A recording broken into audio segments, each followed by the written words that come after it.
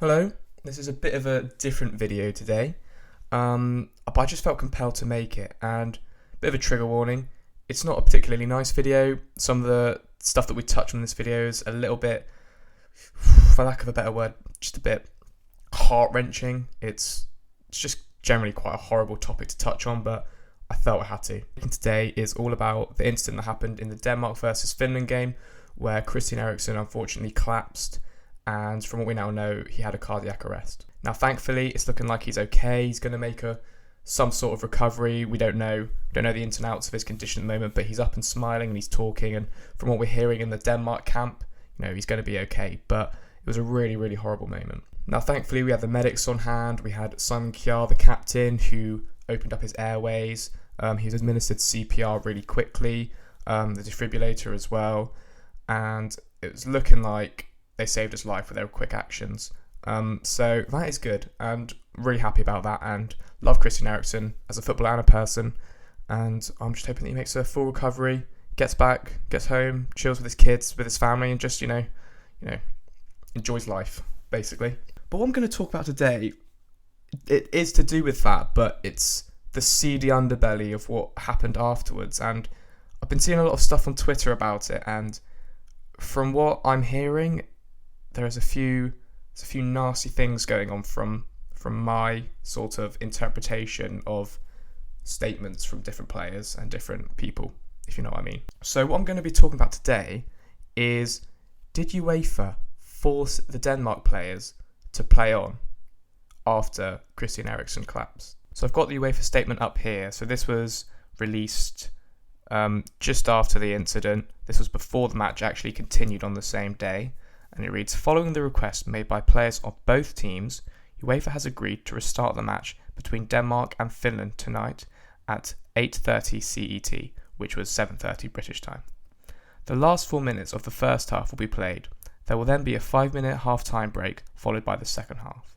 So with that statement, UEFA specifically says the words, UEFA has agreed to restart the match between Denmark and Finland tonight. UEFA has agreed. That is them saying that is, to me, that sounds like the players of both teams, they say, have come up to them and say, look, we want to carry on this match. And UEFA have gone, well, okay, that's fine. So long as you're happy to, we will agree to do that because you both requested it. We'll do it. Let's do it. That's what it comes across to me. And at the time, I didn't really think anything of it. But some interesting things came out afterwards. So here's a Sky Sports article, and it's coming from the words of Peter Schmeichel. This, Denmark players did not have choice with Finland restart after Christian Eriksen collapse. So let's have a read of this. Peter Schmeichel, father of Leicester and Denmark goalkeeper Kasper Schmeichel, says the side had no choice but to restart the game. Kasper also criticised UEFA, saying any decision should not have been rushed. I agree with that statement. Any decision shouldn't have been rushed. It's such a sensitive issue. You can never sort of underestimate what players are going through, because that was probably one of the toughest moments they would ever have had to deal with in their lives, and it was on a football pitch broadcast to millions of people across the world. Like, you can't actually fathom that. So UEFA has categorically denied that Denmark were threatened with a forfeit if they had refused to resume their Euro 2020 match against Finland in the hours following Christian Eriksen's cardiac arrest. So UEFA have denied this, which is interesting. From what is being said here, former Denmark goalkeeper Peter Schmeichel told ITV's Good Morning Britain that the country's players did not want to resume the match but had no choice. Now that is a damning statement, and I actually did see this on Good Morning Britain. And I was just perplexed by it. When asked if it was the players' decision for the game to be restarted after Eriksen had been taken to hospital, Schmeichel said, well, that's an interesting debate. I actually saw an official quote from UEFA yesterday saying that they were following the advice of the player. The players insisted on playing. I know that not to be the truth. So basically he is saying that UEFA have kind of lied in that instance, hasn't he? Or it is how you see the truth. So maybe not lie, but maybe some sort of misunderstanding, but to me it just comes across as a lie. They were left with three options. One was to play immediately and get the last 50 minutes played. The next one was to Sunday at 12 noon and finish the 50 minutes. And the third option was to forfeit the game 3-0. Forfeit the game? Oh my god. I know that the protocol is if you can't play the game, then you usually get the forfeit. But this is a completely different circumstance, isn't it? I mean, Christian Eriksen had a cardiac arrest on the pitch. That is grounds to not play for the day after, the week in fact, and getting a 3-0 forfeit is just nuts to me. Now, I know that the competition is very compact. I know that there's a really short turnaround between games, and I can appreciate that it's a really difficult situation for UEFA to be in. But at the same time, you need to handle it with some sort of humanity and some sensitivity, because saying to them, right, you have to play it today, tomorrow, or you forfeit the game, is just nuts. Because let's think about it for a second. This is their teammate, their friend, it's like a brotherhood when you go to a major tournament and you're in your own camp, and to see your friend have a cardiac arrest and have to have CPR administered to him with defibrillators and everything. There's no way you can play on that same day. I was perplexed at that decision. There's no way that you can play on the next day. There really isn't. And I'm sorry, but a 3-0 forfeit is not fair. It just isn't fair. Now, we saw them play on the game, and we saw Finland win. And Finland won by a header, which Kasper Schmeichel sort of fumbled. And you can totally forgive him for not being at the top of his game, because he's just witnessed probably one of the most horrific things he'll ever witness in his life. And the whole Denmark team was shell-shocked almost. I mean, Højbjerg took a penalty, didn't he? And it was a really, really tame penalty. Say there was no sort of conviction in it.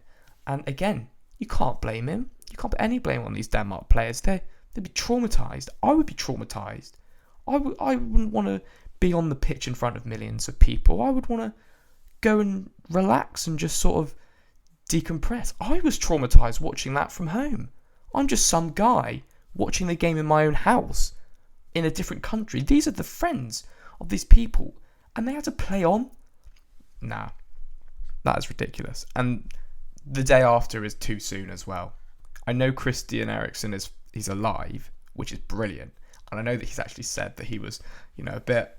He's like, I'm glad they played on, or he said he wanted them to play on or something. But come on, like, these players, they're human beings, and they did so well throughout the whole ordeal, and this is how they've been treated by UEFA. As you can hear from yesterday's press conference, the coach seriously regrets putting the players back onto the pitch. From the sounds of it doesn't sound like he had a choice to, and I feel sorry for him as well, because again, it's another traumatic ordeal that he's had to go through. The UEFA spokesperson told Sky Sports News, UEFA is sure it treated the matter with the utmost respect for the sensitive situation and for the players. It doesn't sound like it, does it? Why would Peter Schmeichel come out and lie about it? What he said, I believe. He's a credible person. He's a good person, and it's a really sensitive situation, and there's no way he's going to lie about it. If UEFA dealt with them with the utmost respect, of course they'd come out and say it, wouldn't they? Because they don't care. They're not here to trash UEFA. They're here to support their friends, support their team, and try and support Denmark essentially.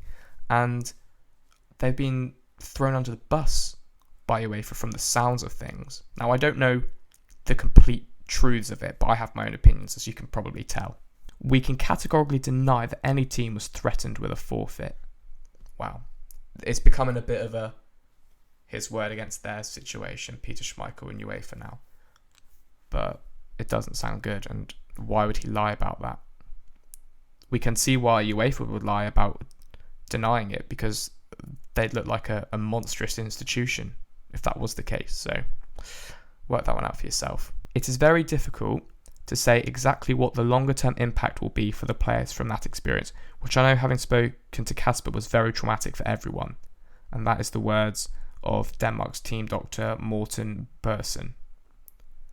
And yeah, obviously, that is going to be intensely traumatic. And I'm at a loss. It's a horrible situation with horrible sort of deceitful aura surrounding it after the fact, and yeah, I really don't know what I make of it, but I know that UEFA don't exactly have a great track record on being a morally, a morally superior institution, do they? Whereas Kasper Schmeichel, Peter Schmeichel, these Denmark players, they are all brilliant guys, as we saw on the pitch. So yeah, you can work that one out for yourself. So there you have it. That is the word from Kasper Schmeichel and the response from UEFA. So you have UEFA coming out after the game and saying that UEFA has agreed on the request of the players to play on. UEFA pitting themselves there like it was the players that asked, not them. And you've got Kasper Schmeichel coming out on Good Morning Britain, and subsequently an article in Sky Sports basically saying that they were given 3 options: carry on playing that day, play at noon the next day, or forfeit the game and lose 3-0. And UEFA have categorically denied that there was any sort of threat of a forfeit. But what I will say is, who are you going to believe? Are you going to believe Peter Schmeichel, who is a representative of the Danish team after a really traumatic experience? He's got no reason to lie about it. There's bigger problems going on within that Danish team at the moment. It's just making sure that Christian Eriksen's okay. Are you going to believe him? Or are you going to believe UEFA? And let's be honest, do UEFA have a very good track record on being morally in the right? I'm not so sure. That's all I'm going to say. But what I will say is just what a horrible situation. I feel really sorry for the Denmark team. They seem to be hung out to dry. An awful, awful day for them all round. And I'll end the video with saying, thank God that Christian is okay. I hope he makes a full, speedy recovery. Let me know what you think of the situation in the comments below. Make sure to leave a like on the video if you've enjoyed it. Subscribe if you haven't subscribed, and yeah, see you.